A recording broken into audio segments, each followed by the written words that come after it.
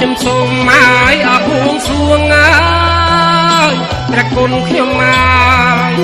ដល់អស់ទេវតាខ្ញុំសូមមកអបួងសួងអើយព្រះគុណខ្ញុំមកដល់អស់ទេវតាទាំងឈរកម្មមាទាំងឈរកម្មមាគឺទាំងអ5